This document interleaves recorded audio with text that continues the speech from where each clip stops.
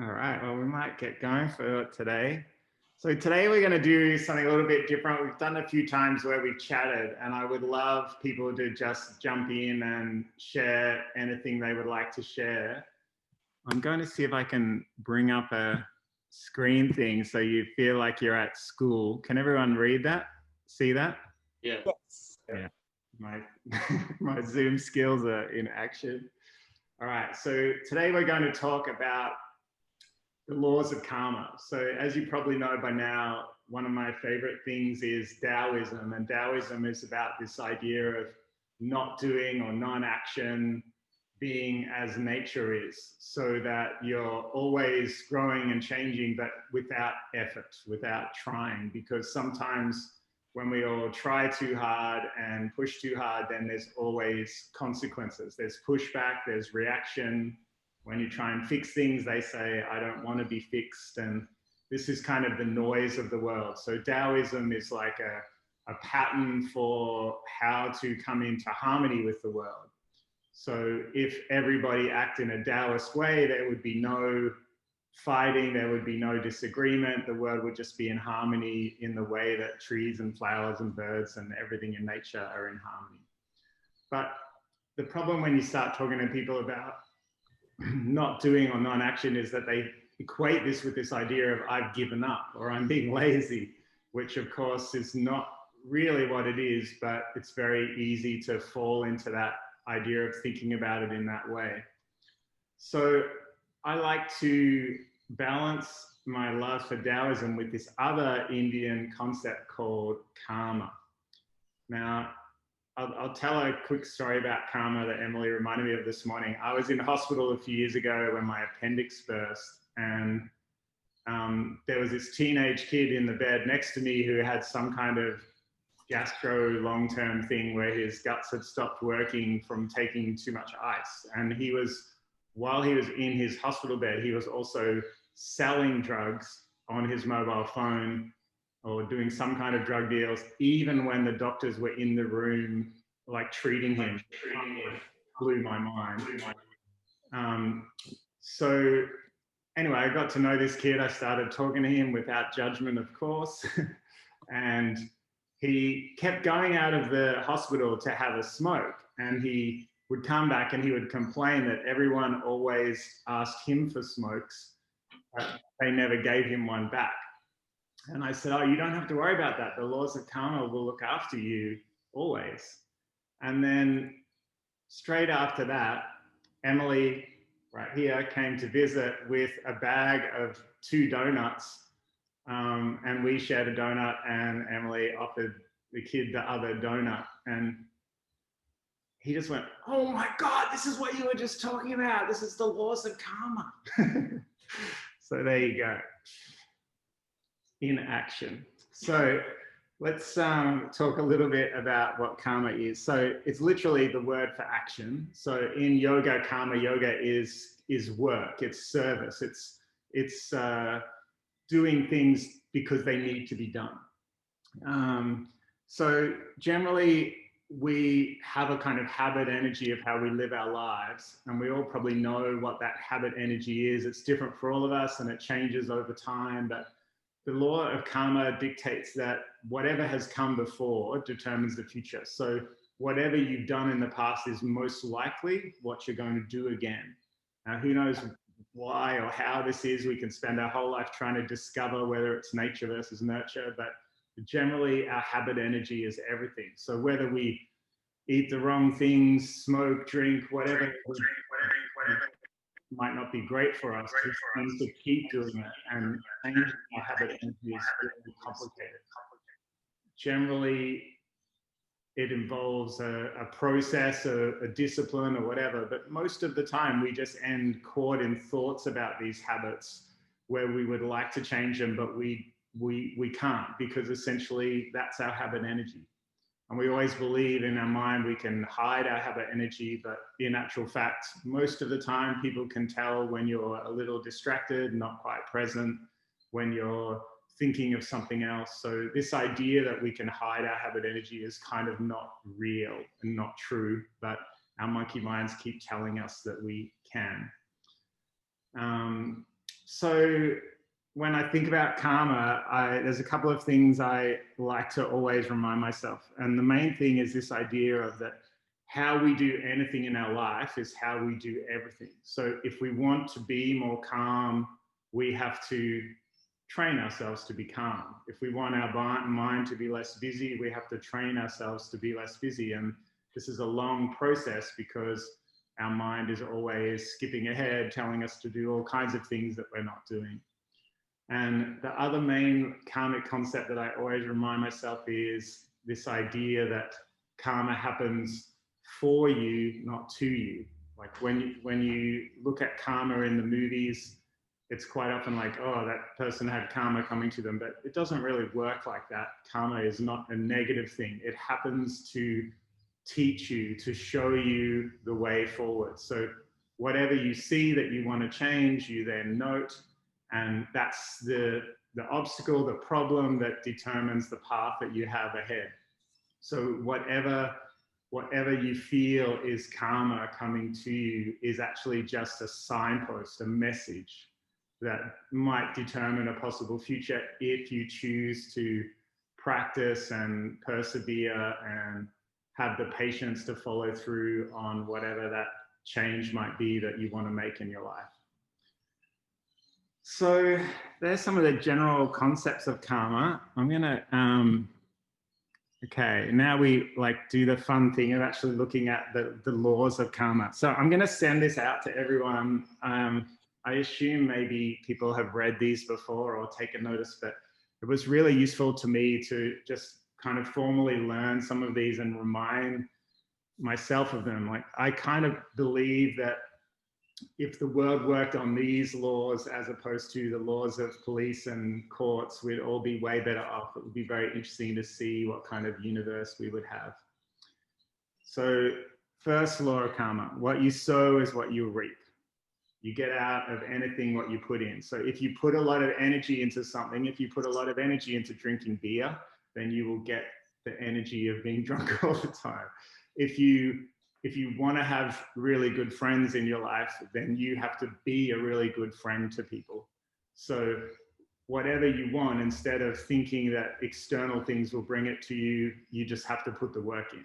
And I really like this big law of karma in the way that it relates to practice. Whatever you practice doing every day, as we've been doing every morning, then slowly that energy starts to seep into the other parts of your life. You'll find it a little bit easier to be still.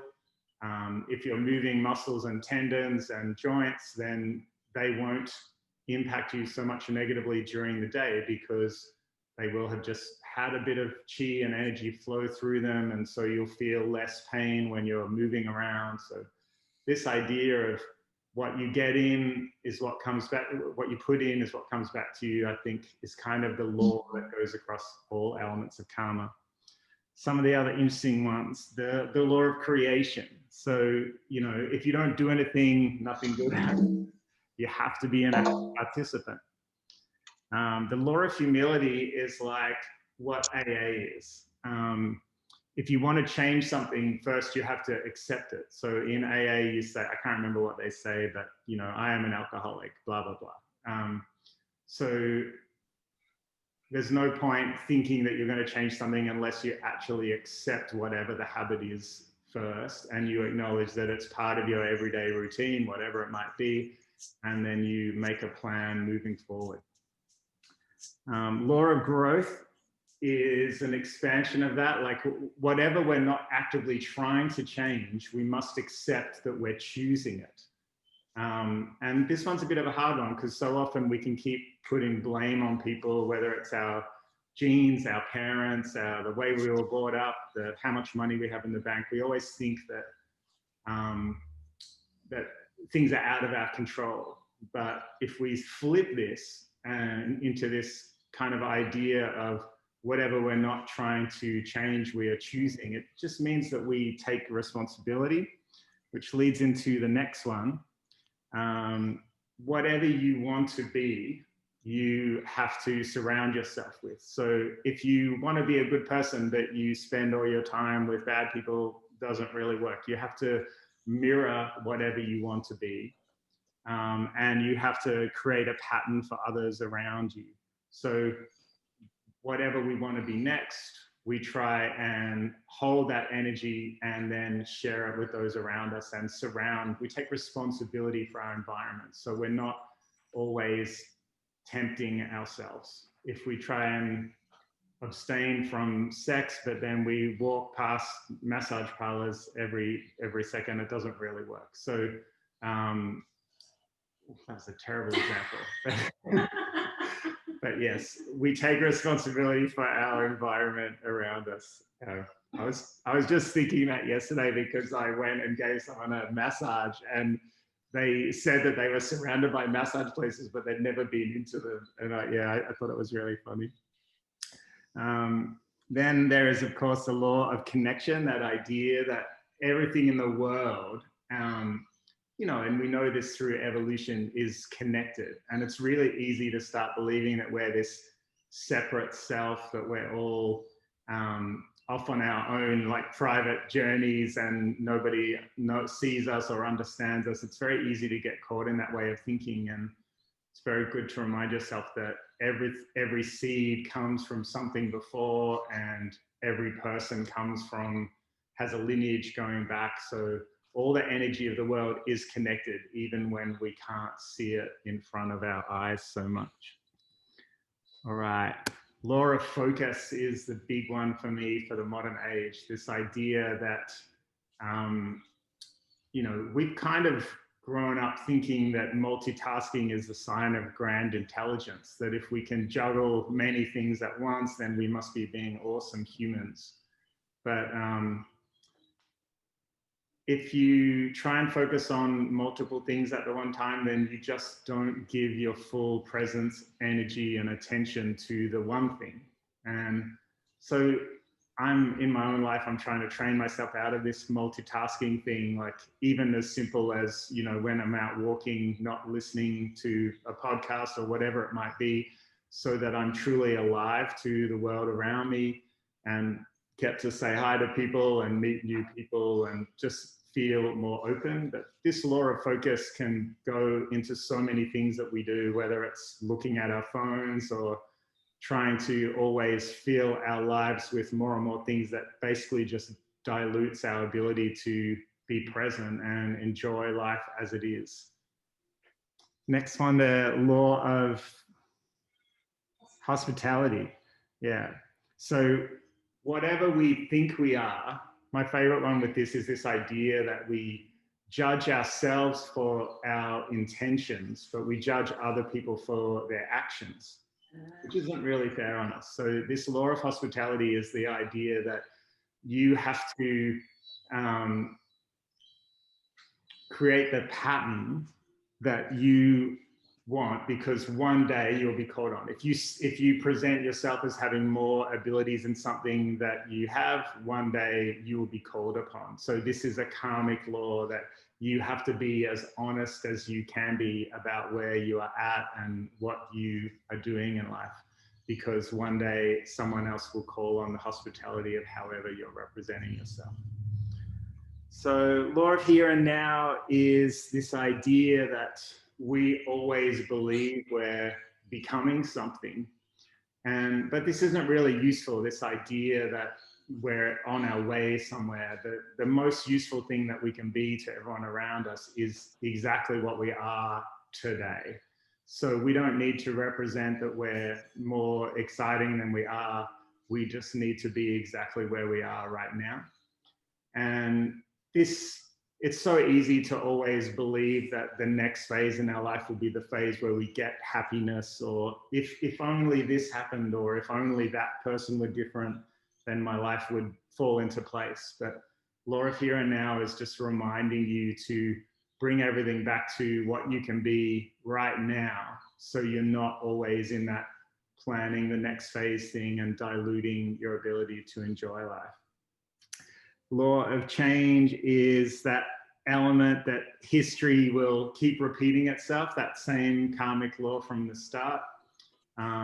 You know, what's happened will determine the future unless you take the responsibility to change. And start working towards whatever those changes might be. The law of patience and reward is that idea that you can't expect to ever be rewarded unless you do the work, unless you do the karma element first. And then the last one is this idea of being of service to others, creating whatever you do being a loving contribution. So there's no judgment in the significance of anything that you do in life other than, is it a loving contribution to the people around you? Can you create a pattern that will inspire other people to change themselves?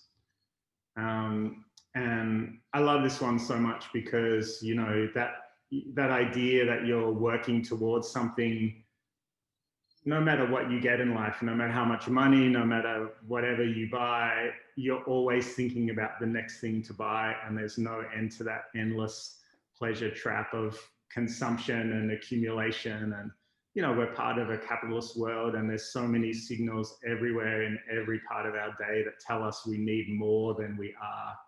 And this last law is just about not always having to need more than we are, just allowing ourselves to slow down and just make the contribution of whatever we put in be enough for this day, and then keep working towards the next day and the day after that. So that's enough of me talking for a bit. Has anyone had any profound revelations about their karma journey through practice?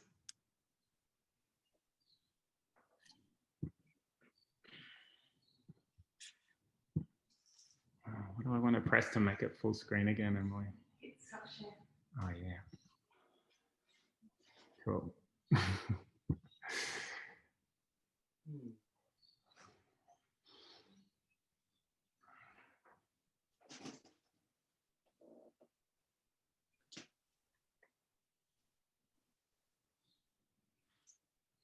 All right.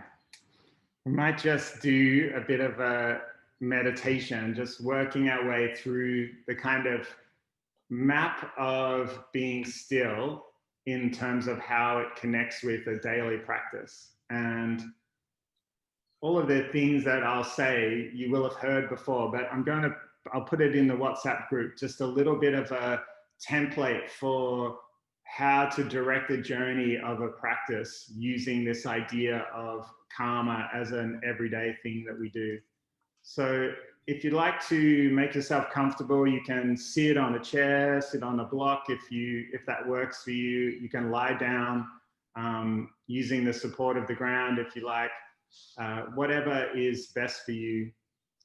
One of the big things with finding a physical practice that works is making sure that you don't put a strain on your body that will then mean your mind gets busy. And you might remember this from our Qigong practices. We have this idea of relaxation without dullness and alertness without tension. And the two things can seem like they're in conflict with each other, but this is when you can move energy in your body, when you're alert without being tense, and when you're relaxed without being sleepy. And in yoga, there's a similar idea called sthira and sukha. Your sthira is being alert, being steady, and sukha is being comfortable, relaxed. So in every pose in yoga, you try and find the sthira and the sukha, the alertness and comfort. And yoga is about finding the balance of these two things. So first thing with every practice is we try and allow ourselves to arrive. We allow ourselves to embrace these two concepts, the sthira and the sukha, the steadiness and the comfortable. So our spine should be supported. It should be long. If we're sitting, our tailbone is connected to the earth. Our spine is straight. If we're lying, we might want to adjust the tilt of our pelvic bone. We might tuck our chin a little to keep our neck long, and just feel into the support of the earth beneath you. If you've got too much of a curve in your spine and your spine is giving you any sense of pain or frustration, you might bend your knees and place the soles of your feet on the ground. Just take some time to come into the practice itself, to land, to arrive.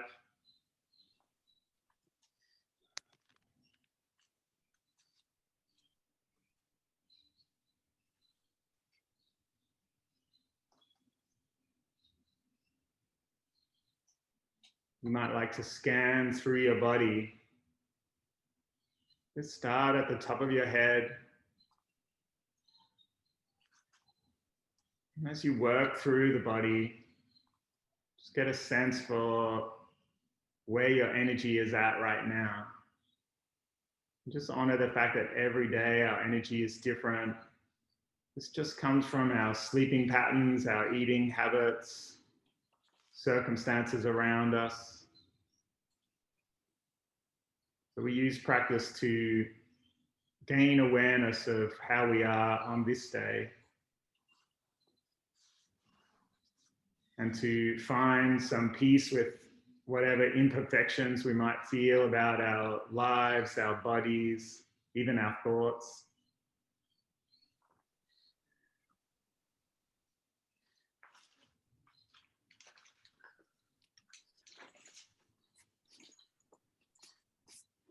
Take all the time you need to find that place where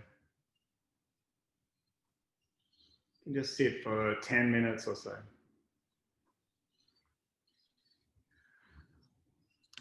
Once we've scanned through our body, we just try and pay attention to what is going on in our body, simply to listen.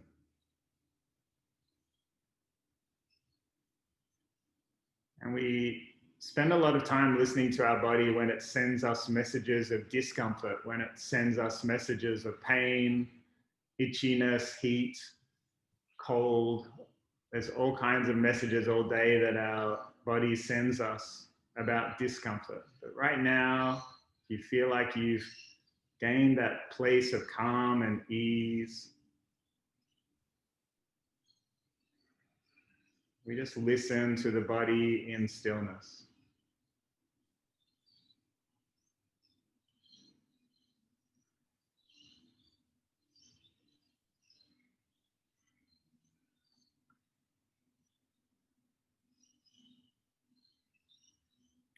There's a Taoist saying that goes something like, when the student is ready, the teacher will appear. And many people take this literally to mean that, you should go and get a teacher. But in actual fact, it has nothing to do with teachers. In the Tao, it believes that if you think you need a teacher, you simply become dependent on teachers. So the teacher in this saying is actually just the obstacles of life. Whatever messages that your brain is sending that tell you things are frustrating you or stopping your progress, these are the obstacles that determine the path forward. So whether it might be the story of work, the story of love, whatever story your mind is telling you that feels like it's a block to a way forward, this is your teacher. And once you become aware of that obstacle, you acknowledge what it is, then it shows you the way forward. So whatever your obstacle is becomes the opportunity for growth, for change, for transformation in your life. So once we start listening, we might become a little aware of whatever this obstacle might be. When the student is ready, the teacher appears. The next line of that Tao saying is, when the student is truly ready, the teacher disappears, which means that when you are in the process of learning, the obstacle suddenly isn't an obstacle anymore. Not so much that you've defeated it, but you've just moved away from the idea that it is blocking your movement. You've moved in a different direction.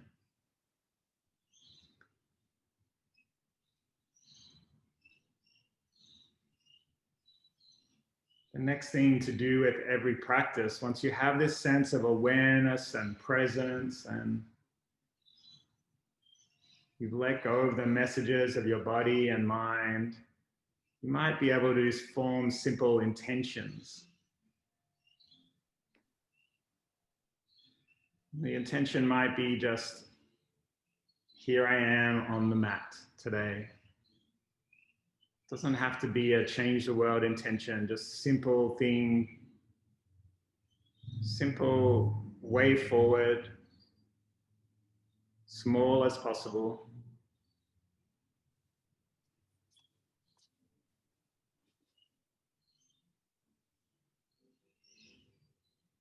And we start to maybe watch our breath. Bring the awareness to the belly, movement of the breath.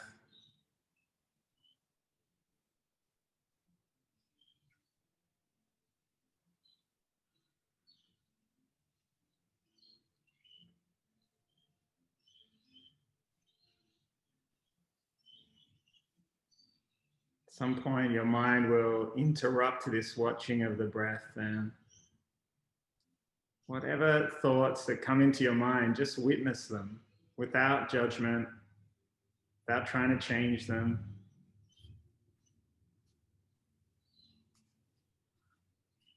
Without analysis. You might just label them as a thought and then draw your attention back to the breath.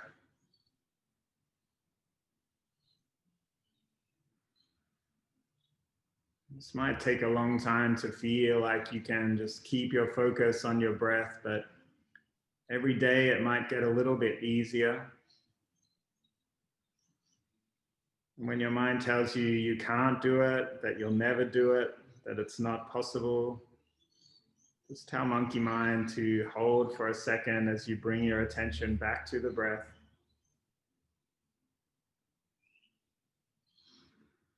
We're not trying to control our thoughts, we're just trying to stop our thoughts from controlling us.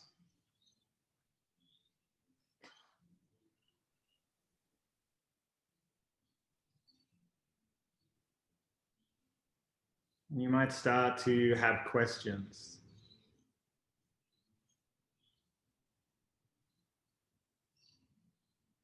What's arising right now?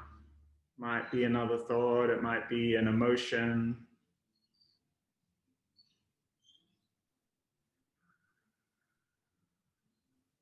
You might start some kind of inquiry. What is my heartfelt desire right now? What do I want? Seems like an easy question, but when you actually try and put it into words, sometimes it can be hard to grasp. It can be easier to know what we don't want.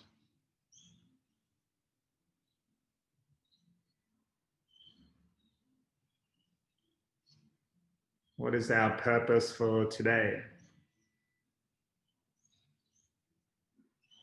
What gives our life value today?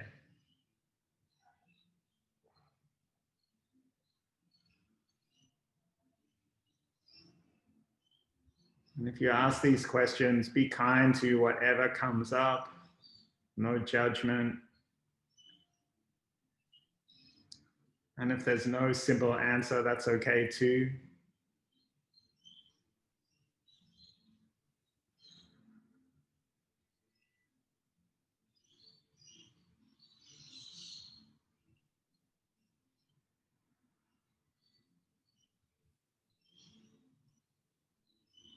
Keep returning to the breath.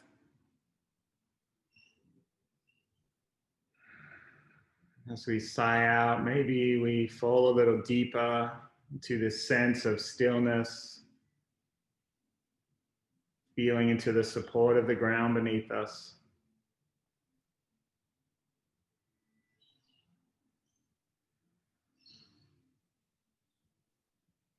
We might get a sense now for this idea of embracing both stillness, but also embracing karma.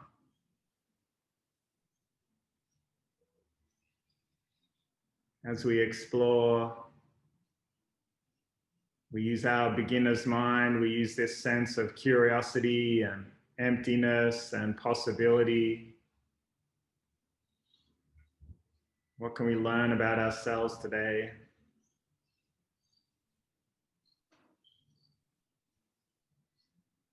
Beginner's mind brings us into this childlike idea that maybe we can experience things as if for the first time. We might remember ourselves as a small child, the laughter, the exploration, the adventure. Just vow to bring this sense of curiosity into everything we do. So we move away from the idea of, I already know that, I've defined it, I've passed it. We just embrace this sense of beauty and wonder.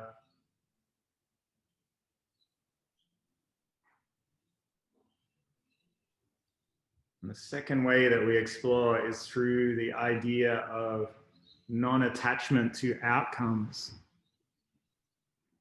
So we don't think about what our goal might be, what we need to get from something. When we act, when we move in a karmic way, we act for the simple purpose of action. Change our habit energy from one thing to another.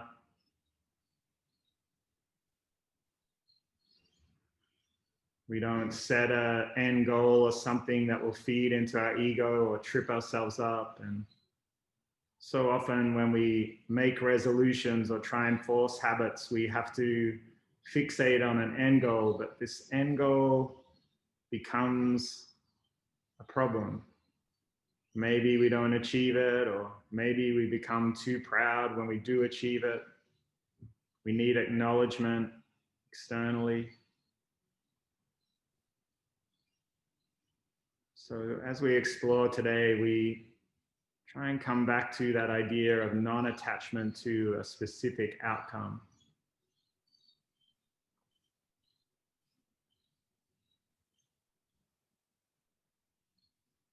We embrace the idea that all practice, all karmic activity is for the purpose of self-care, for preventative health. This idea that we can find happiness exactly where we are, exactly with what we have.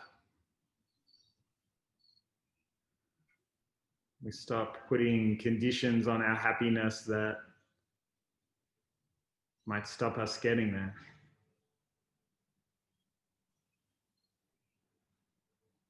And we slowly bring ourselves into this feeling of stillness, feeling of having arrived, stillness itself being the goal.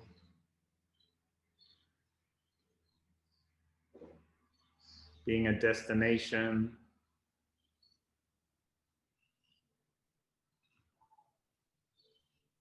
We might arrive back in our breath.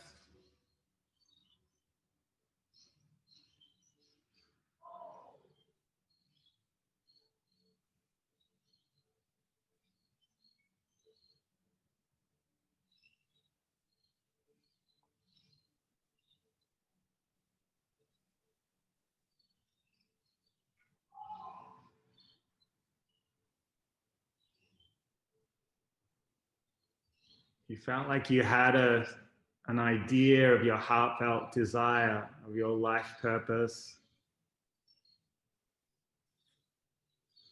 You might now just feel it in your body. Feel what it's like to have that desire right now. Sense of gratitude for what's in our life, what's present around us, the people we care about, people who care about us. Can we become a pattern for those around us? Can we become a place of refuge for others when they're going through hard times?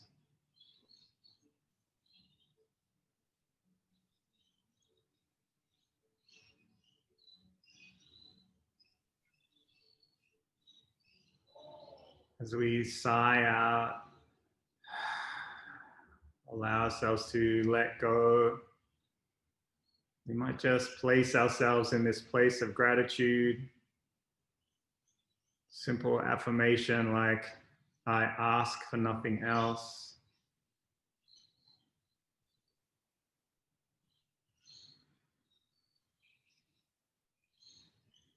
Or I am here for you.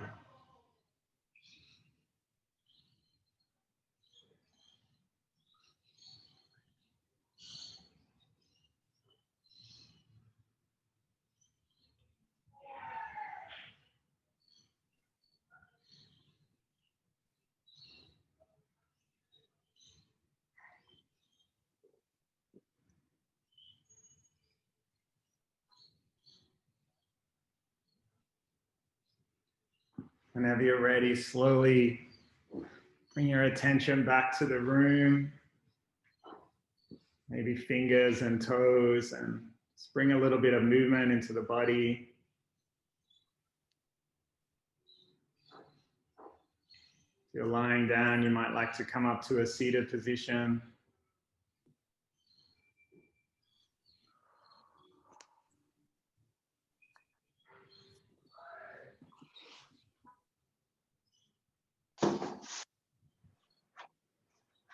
Let's bring our hands together, just create a little bit of heat in the body, in the hands. Maybe bring the hands up towards our face, just feeling in learnings of practice today.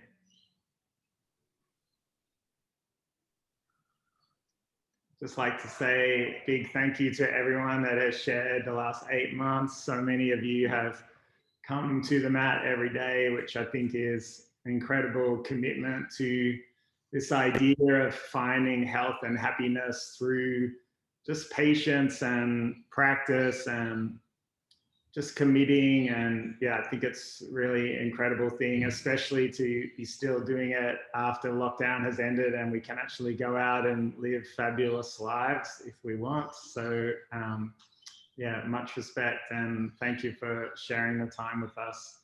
If anyone would like to share any karmic wisdom, please do.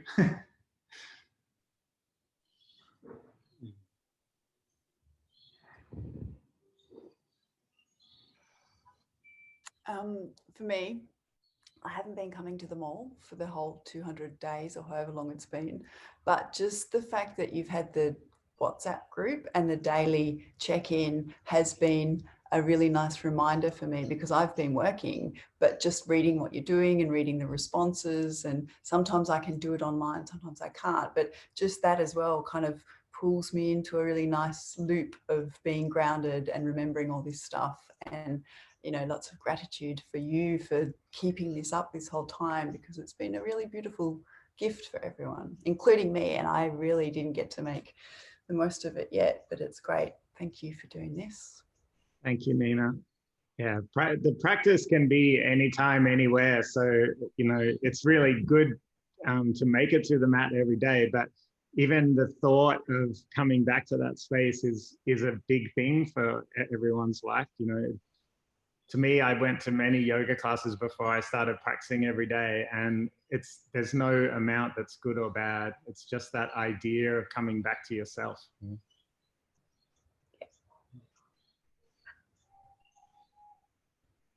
Yeah, I'd like to say, I think my karma I feel like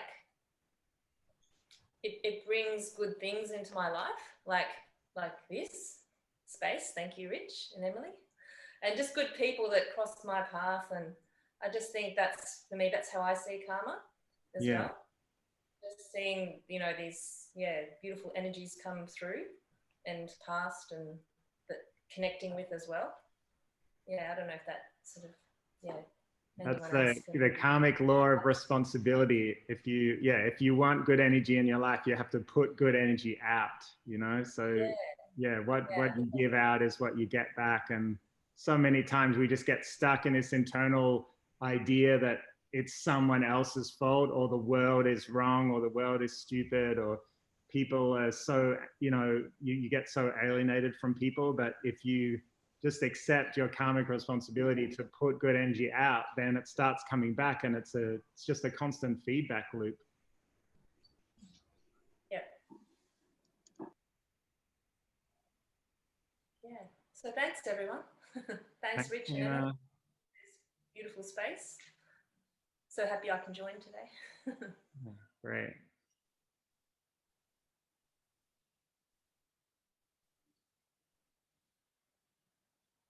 Yeah, I think it's great, Rich. I just really appreciate what you're doing, and it's really great to just put aside this time each day and touch base with everything. And I feel like it's been really good for me, and it's good to get to know everybody here in this group as well over the time. And it's it's just been a really great experience.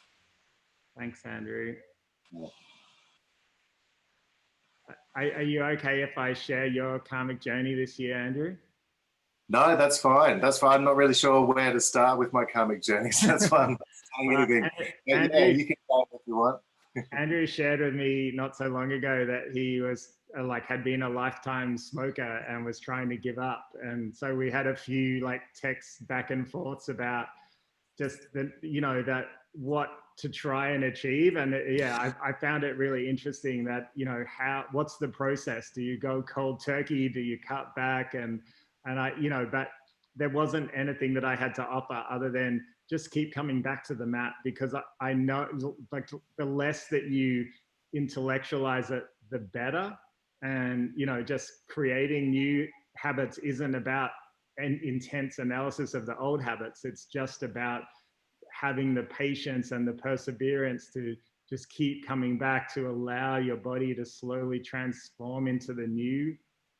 Does that sound right? Yeah, absolutely. Yeah, it's been a real journey, because it's still kind of tricky. I still have my tricky days. It's not sort of over yet, and I'm trying to work. It might never be over. What's that? It no, exactly. Never be over. So I know. I think I'm waiting for the intensity of it to still lessen, but I think that's still going to take another few months. But at the moment, I'm going through this thing because it's been quite tricky lately, because I've been very, very busy as well. And I think my head's gone into how everything used to work a few years ago or a year ago, before we sort of started really focusing on this process. So I'm kind of battling between my old head and my new perspectives, and I find it's hardest to give up when the cravings or whatever happen with that. I'm really learning how negative the head can be, and where if you just keep returning to the present, because I can be quite analytical and quite sort of, I don't mind a to-do list, and I like to get stuff done, but it all sort of builds up, and I think it kind of, I'm not sure if I'm making sense, but it doesn't sort of seem to lead to a fantastic outcome, or an outcome that you expect, or whatever it is. But I think what I'm trying to say is, the less I think about it, the easier, in terms of giving up smoking, the less I think about it, when I try and analyze it and go, why is it harder today? And what am I doing wrong? And how am I going to make this easier? The more I think about it, the harder it gets. But the less I sort of put any effort into it, and just kind of keep focusing on where I am in the present, I find that kind of helps, which I think is kind of like a good example of maybe what you teach, I think, where it's just it's hard to explain, but that's a perfect explanation, I reckon. That's full wisdom. Yes, yeah. One of my favorite Taoist lines is, when nothing is done, nothing is left undone. Yeah, I really like that line, and I'm still trying to come to terms with some of those lines as well, and really kind of understand them completely. Yeah. Even in my work, things have got kind of busy lately, and it's just I'm trying to sort of not get into that sort of stressed deadline pressure thing. And I kind of work for myself, so you know, I don't have to have these deadlines sometimes, but it's like, why am I doing these? Why am I putting this pressure on when I, you know, whatever, all these sort of things that your mind tells you that you have to do to get something done, which only leads to Laura stress. Palmer says you're just doing it because you've always done it, right? Exactly. And I'm just realizing the enormity of my habits and how much power they can have over me if I let them. And so that's why I've been enjoying coming back every day as well, just to sort of keep trying to understand all these concepts, so that it's not it's not just about changing the habit of smoking. It's about changing all your other habits. Yeah. Well, In Zen Buddhism, they have a thing called the Zen koan, and it's like a story that has no answer, and all the Buddhists just meditate on these nonsensical things all day, like what is the sound of one hand type thing. And that's because they know that there's no answer, but that's how you keep your mind busy. You think about the things that have no answers. So, so yeah, maybe you should transfer the thought energy to some koans. yeah, it sounds like that's what I need to do, because I'm always trying to find the answer. I'm always trying to think and intellectualize the answer and go, if I do this, this, and this will happen. I've got to sort of, I'm learning to let go of that more, which helps to give up smoking and makes life easier all over, I think. Yeah. Thank you for sharing. Yeah, pleasure. Thank you for all your, for everything.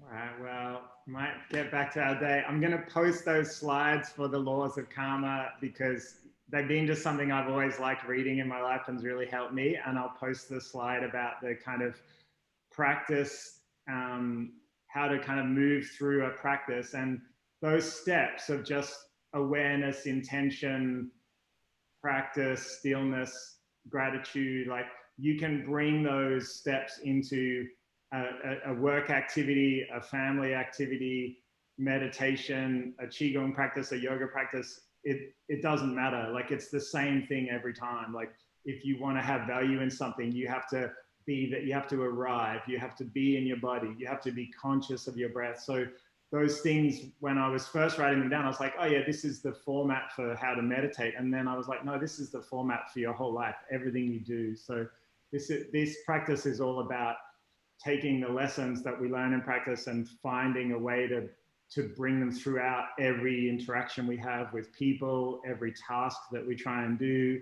every time we get together with family and friends. So yeah, I'll put the slides in the WhatsApp, and if anyone wants any more context, just send me a note anytime. Rich, I just got a question before you go. Sure. About karma. You know, you've been doing this, did you say 240 days? Yeah.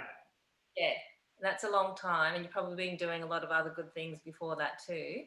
Now, I was just wondering, because that's service, like, how has your karma changed? Have you noticed, like, because you've been doing, or you've been giving. So have you actually noticed anything more than usual that your karma's changed? To be honest, Tina, there's no element of this that's a giving thing for me. Like I love the time, the shared time. There's nothing else I'd rather be doing. So there's no element of sacrifice. I know you that, but then, you know, it is generating good, you know, energy and karma.